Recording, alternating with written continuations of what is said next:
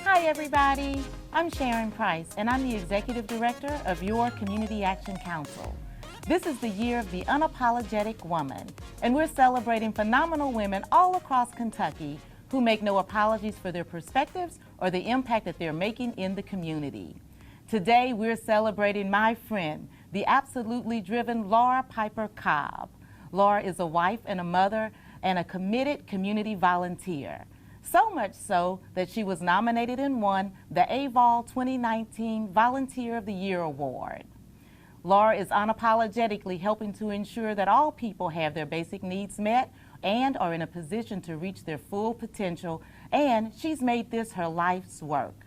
Unapologetically woman, Laura Piper Cobb, that's you. Welcome to the show today. Good to be here, thank you. I'm so glad to have you. Usually, in years back, we would have been up and down the road with girls playing basketball. Yes, I think we've probably been to every high school gym in the state of Kentucky. I would have to agree with you on that. So we're going to go ahead and jump right in. Tell us about your work at AVOL. You're on the board of directors there.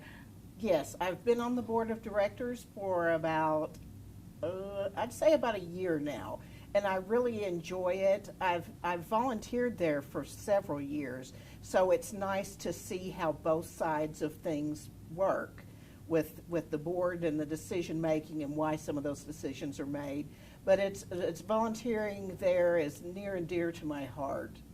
Well, and I think that the work that you do is phenomenal there, because what we do know is that 1 in 7 people actually have HIV and they don't even realize that they have it. And then an additional 1 in 4 who don't realize that they have HIV also have hepatitis C. Yes. The AVOL, I'm really proud they've worked on their outreach. They actually have a van where they go out and do free confidential testing. Last week, they happened to be in Cardinal Valley, right around the corner from where we were volunteering at the Cambridge Food Pantry. And so it was nice because we could partner, and our clients would come up and get lunch, and then we could let them know. Anybody that got tested on Friday got a $20 Walmart gift card. Do you guys find that people are still hesitant to have the HIV testing done?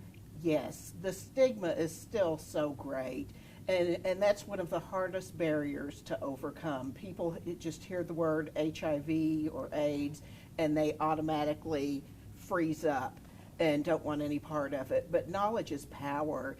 We're really close to, there's so many breakthroughs with the medications and treatment where, I mean, people are living with HIV and their numbers are going down to where it's non-detectable in their body. So I guess what I hear you saying is it doesn't have to be, HIV doesn't have to be a death sentence. No, not at all. You know, 30 years ago, that's what we automatically thought when someone was diagnosed, and it was just to maybe help them live comfortably in their days. But now there's so many things we can do. Safe, affordable housing is health care. Nutritious meals are health care. It's just all are components into the well-being of the client. And so I'm going to term you as a professional volunteer, because you volunteer with a lot of nonprofit organizations. Yes, I'm a volunteer lady. Yes, you are. And so not only do you work and volunteer at AVOL, you also work and volunteer at Habitat for Humanities. Yes. My good friend Glenn Means got me hooked into that, and it's really a lot of fun. We've worked several events. The most recent was the Shamrock Shuffle, and we helped with that event. What is the Shamrock Shuffle? It's one of their biggest fundraisers. It's a run, walk. It was out at the horse park. They were so glad to be able to do it in person this year. They did a staggered start, so people had different start times. There would be groups that would start every maybe 10 minutes or so. So that was fun. You know, with it being around St. Patrick's Day, they always have a costume contest, and people were dressed up. There was a leprechaun and a green Care Bear in the race. So it's just a fun day. It sounds like a very fun event, but it's for serious work and serious business, I guess, because one of the things that I read about them is that they're interested in ensuring that everybody has a safe place to call home. Yes, and you hit the nail on the head. Not just a home, but a safe place to call home. Again, safe, affordable housing is health care, and we all know that. Okay, so housing is very important to you. You also work with Arbor Youth. Talk about the work that you guys do there. Because I love Arbor Youth. Their mission is great. And when I first learned about Arbor Youth, I had no idea that there was even a need for that. They're basically shelter housing for children from age birth to 18. And, you know, I thought, how does that happen? But especially with the pandemic, if people are homeless, living in cars, they can't take care of their children, it's a safe place for their children to go while they get on their feet. So have you guys served more children or more youth at Arbor Youth since the pandemic hit? The last time I checked, I think it was last week, they were at capacity. I think they had the youngest client they've ever had there, with 3 days old. Oh, wow, wow. Yes. And so part of their work is ensuring that children that are at risk or have been abandoned or experiencing other instances of trauma, you know, have a safe place to live. So children end up at Arbor Youth several ways. Either neglect, if the state or social workers are involved, if, say, the parents got arrested in the middle of the night and they're waiting on a foster care placement or a relative.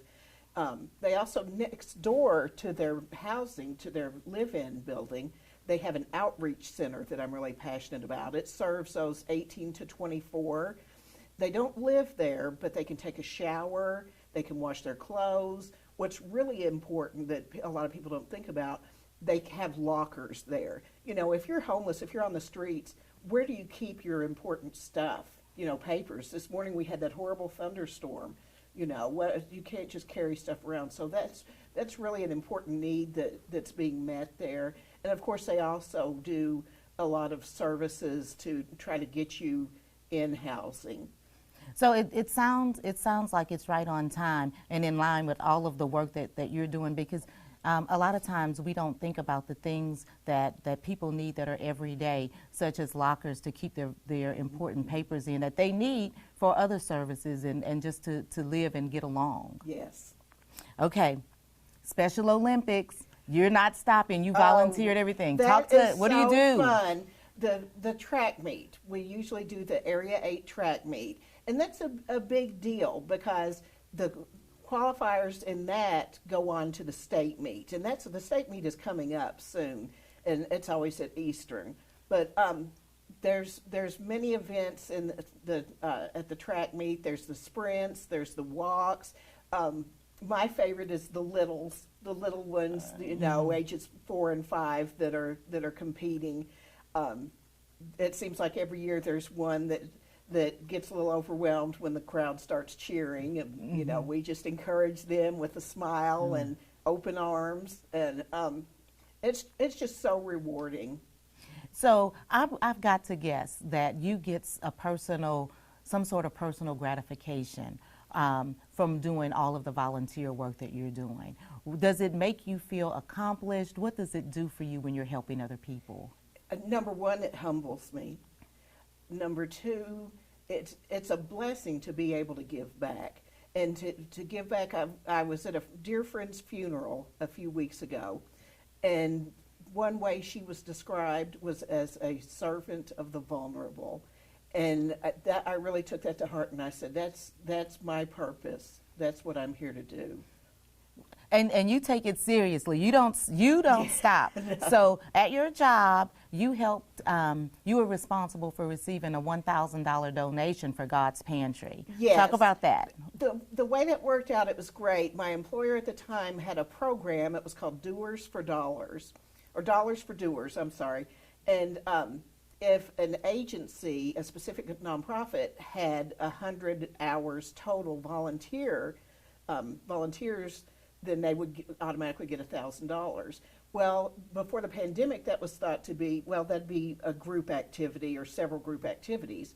But when the pandemic hit and I was furloughed at my job, I knew I had to do something, and food insecurity was very important to me.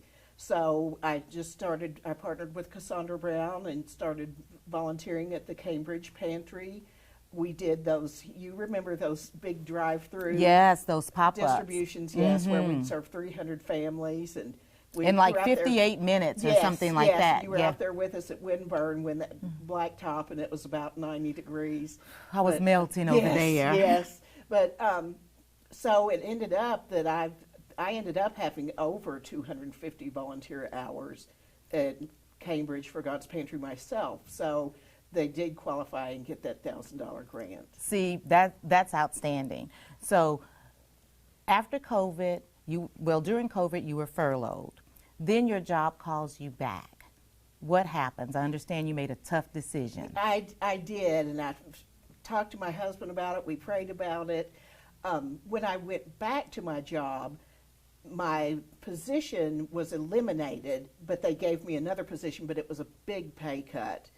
And I was there for a couple months, but it just wasn't my purpose. It wasn't satisfying me because I knew I could do greater good somewhere else. So we stepped out on faith and started volunteering full time, and really it's the best thing that ever happened to me. Well, I know when I saw you out at the food distribution pop-up center, you brought your husband along with you. You were like, no, this is a family affair. Yes, yes. My husband is a disabled veteran, and volunteering has really brought out something in him. It's just been a joy to witness because he just enjoys getting out, interacting with the clients, especially the seniors, the veterans, just everybody. It's just given him a new purpose.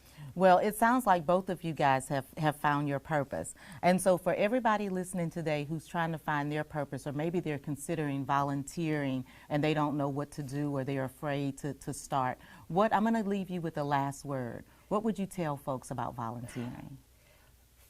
Find something that you're passionate about, something that you care about. You know, you don't have to jump in head first with volunteering. There's so many things that you can do. Just, 30 minutes of your time.